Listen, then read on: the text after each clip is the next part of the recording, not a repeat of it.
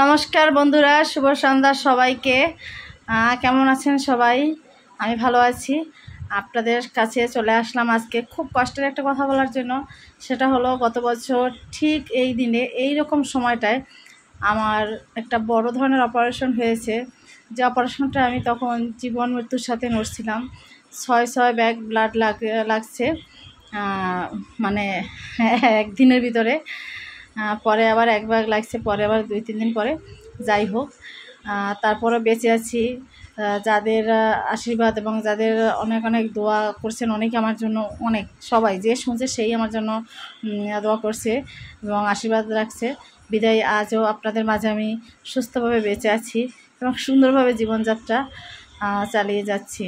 সত্যি এভাবে সবাই আমার আশীর্বাদ করেন, কারণ আপনাদের আশীর্বাদ না থাকলে আমি এত বড় সমস্যা থেকে বেঁচে ফিরে আসতে পারতাম না।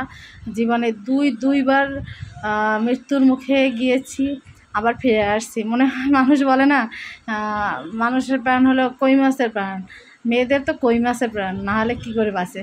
আসলে যে দুইবার বড় ধরনের সমস্যা থেকে বেঁচে আসছি, তা সত্যি মৃত্যুর সমান, মৃত্যুর পর থেকেই ফিরে আসছি। হ্যাঁ, আজকে হাসতে হাসতে কথাগুলো বলছি, কারণ একটা সময় দুঃখটাকে নিজের করে নিয়ে তারপরে আর কষ্টটা থাকে না। কষ্টটা থাকলেও সেটা মনের ভিতর চাপা থাকে। হ্যাঁ, অনেক মন খারাপ হয়, চোখের জলও ফেলি, কিন্তু কি করার, যে এমন কষ্ট যেটা সারা জন্মেও দূর হবে না, সারা জন্ম এভাবেই থেকে যাবে। এবং আপনাদের ভালোবাসায় আমি সুস্থভাবে বেঁচে থাকবো। তাই আপনারা যারা ভালোবাসা দিয়েছে সবাই, আত্মীয় স্বজন, অফিস, আশেপাশের সবাই অনেক অনেক অনেক অনেক আমার জন্য সৃষ্টিকর্তার কাছে আশীর্বাদ প্রার্থনা করছি, বিধায় আজ আমি বেঁচে আছি সুস্থভাবে। তাই সেই কষ্টগুলো শেয়ার করতেছে, কারণ কি, কষ্টগুলো মনের ভিতরে চাপা রাখলে আসলে আরও বেশি কষ্টটা বেড়ে যায়। আপনাদের দাদাভাই, সেও খুব কষ্ট পেয়েছে, কিন্তু সে কারো কাছে ওইভাবে শেয়ার করতে পারে না।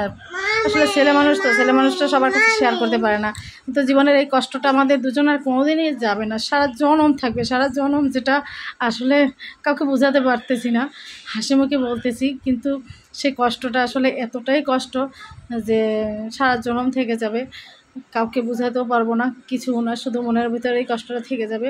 তাই আপনারা সবসময় অনেক অনেক আশীর্বাদ করবেন, যেন আমাদের সন্তান দুটোকে নিয়ে আমরা অনেক ভালোভাবে থাকতে পারি, সুস্থ থাকতে পারি। কারণ একটা সন্তানের কাছে বাবা মা সব থেকে আপন হয়। তাই বাবা মার যদি যে কোনো একজন যদি হারিয়ে যায়, তাহলে সন্তানরাই একদম, মানে কি বলবো, সন্তানরাই পথে বসে যায় এরকম।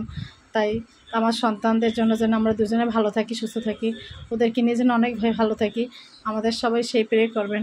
সবাই ভালো থাকবেন এবং সম্পূর্ণ ভিডিওটি দেখার জন্য আপনাদেরকে অসংখ্য ধন্যবাদ, অসংখ্য ধন্যবাদ। সব ভালো থাকবেন এবং আমাদের জন্য অনেক অনেক আশীর্বাদ করবেন।